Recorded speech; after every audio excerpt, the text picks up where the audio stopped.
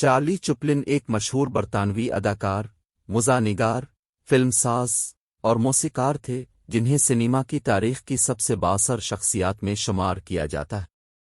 وہ 16 اپریل 1889 کو London, England میں پیدا ہوئے اور 25 دسمبر 1977 کو سوئٹزرلینڈ میں انتقال کر گئے۔ وہ اپنے مشہور کردار ٹرمپ کے لیے جانا جاتا ہے، جسے انہوں نے اپنی بہت سی فلموں میں پیش کیا۔ ابتدائی زندگی۔ چارلی چپلن ان والدین کے ہاں پیدا ہوئے جو دونوں لندن کے میوزک ہال سرکٹ میں اداکار تھے۔ ان کی والدہ ہنا ہل ایک گلوکارہ اور اداکارہ تھیں، اور ان کے والد چارلس چپلن سینئر ایک مزاحنگار تھے۔ تاہم اس کے والدین کے کیریئر نے انہیں مالی استحکام نہیں لایا، اور انہوں نے اپنے خاندان کی ضروریات کو پورا کرنے کے لیے جدوجہد کی۔ چپلن کے والدین اس وقت الگ ہو گئے جب وہ جوان تھے، اور ان کے والد اپنے بچپن کے بیشتر حصے میں غیر حاضر رہے۔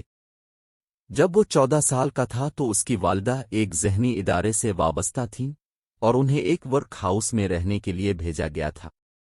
بعد میں وہ اداکاروں کے لیے ایک بورڈنگ ہاؤس میں چلا گیا، جہاں اس نے واڈویل شوز میں پرفارم کرنا شروع کیا۔ کیریئر کی شروعات۔ چپلن کی ابتدائی پرفارمنس کو خوب پذیرائی ملی، اور آخر کار انہیں فرید کارنو کے کامیڈی ٹولے نے رکھا، جہاں اس نے اس وقت کے دیگر قابل ذکر مزاحنگاروں جیسے سٹین لارل اور اولیور ہارڈی کے ساتھ پرفارم کیا۔ کارنو کے ٹولے کے ساتھ اس کا کام اسے امریکہ لے گیا، جہاں اس نے فلم پروڈیوسر میک سینٹ کی توجہ حاصل کی، جس نے اسے کی اسٹون اسٹوڈیوز میں نوکری کی پیشکش کی۔ کی اسٹون میں چپلن نے اپنی پہلی فلموں پر کام شروع کیا، جو زیادہ تر مختصر کامیڈی تھیں۔ یہیں پر اس نے اپنا مشہور کردار ٹرمپ بنایا، جو فوری طور پر ایک سنسنی بن گیا۔ ٹرمپ ایک پیارا لیکن بے بس کردار تھا جو بولر ہیٹ، بیگی پینٹ اور بڑے جوتے پہنتا تھا، اور وہ تیزی سے محنت کش طبقے کے ہیرو کی علامت بن گیا۔ فلمی کیریئر۔ کی اسٹون اسٹوڈیوز میں چپلن کی کامیابی نے انہیں 1919 میں اپنی production company Charlie Chaplin productions بنانے کا باعث بنا۔ اپنی نئی کمپنی کے ساتھ اس نے فیچر لینتھ فلمیں بنانا شروع کیں، جس کی وجہ سے وہ مزید پیچیدہ موضوعات اور کہانیوں کو تلاش کر سکے۔ چپلن کی سب سے مشہور فلموں میں سے ایک دی کڈ 1921 میں ریلیز ہوئی تھی۔ یہ ایک خاموش فلم تھی جس میں ٹرمپ کی کہانی تھی جو ایک لاوارث بچے کو لے کر اسے اپنا بنا لیتا ہے۔ یہ فلم ایک تنقیدی اور تجارتی کامیابی تھی، اور اس نے اپنے وقت کے سب سے اہم فلم سازوں میں سے ایک کے طور پر چپلن کی حیثیت کو مزید مستحکم کیا۔ چپلن نے 1920 اور 1930 کی دہائیوں میں کامیاب فلمیں بنانا جاری رکھیں، جن میں دی گولڈ رش، سٹی لائٹس اور ماڈرن ٹائمز شامل ہیں۔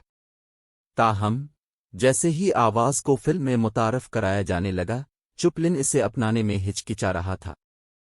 اس کا خیال تھا کہ ٹرمپ کی اپیل اس کی خاموشی اور جسمانی کامیڈی میں جڑی ہوئی تھی، اور اسے خدشہ تھا کہ آواز کے اضافے سے کردار اپنی دلکشی کھو دے گا۔ چپلن نے آخر کار دھیان دیا اور 1940 میں اپنی پہلی آواز والی فلم دی گریٹ ڈکٹیٹر بنائی۔ یہ فلم ایڈولف ہٹلر اور نازی حکومت کا تنزیہ تھا، اور یہ تنقیدی اور تجارتی دونوں طرح سے کامیاب رہی۔ تاہم اس نے ان لوگوں کی طرف سے تنازع اور تنقید بھی کی جن کا ماننا تھا کہ چپلن ایک سنگین صورتحال پر روشنی ڈال رہا ہے۔ ذاتی زندگی۔ چپلن کی ذاتی زندگی اکثر ہنگامہ خیز رہی۔ اس کی 4 بار شادی ہوئی تھی، اور وہ ایک عورت ساز ہونے کی وجہ سے شہرت رکھتا تھا۔ اس کے متعدد اداکاراؤں کے ساتھ بھی تعلقات تھے جو ان کی فلموں میں نظر آئیں، جن میں پولٹ گوڈارڈ اور جان بیری شامل ہیں۔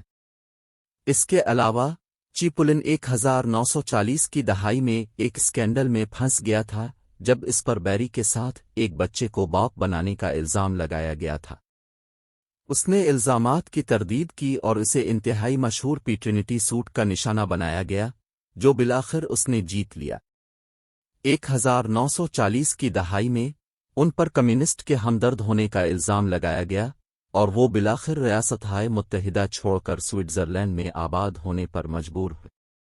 چیپولن نے 1977 میں اپنی موت تک فلموں پر کام جاری رکھا۔ انہوں نے اپنی آخری film a counts from Hong Kong 1967 میں بنائی اور انہیں فلم انڈسٹری میں ان کی شراکت کے لیے 1972 میں اعزازی اکیڈمی ایوارڈ ملا۔ آج چیپولن کی میراث زندہ ہے۔ ان کی فلمیں دنیا بھر کے سینما گھروں میں نمائش کے لیے جاری رہتی ہیں اور ان کا اثر بہت سے جدید فلم سازوں کے کام میں دیکھا جا سکتا ہے۔ اس کا مزاحیہ وقت، اس کی جسمانیت اور جذباتی سطح پر سامعین سے جڑنے کی اس کی صلاحیت اسے 20ویں صدی کے عظیم فنکاروں میں سے ایک بناتی ہے۔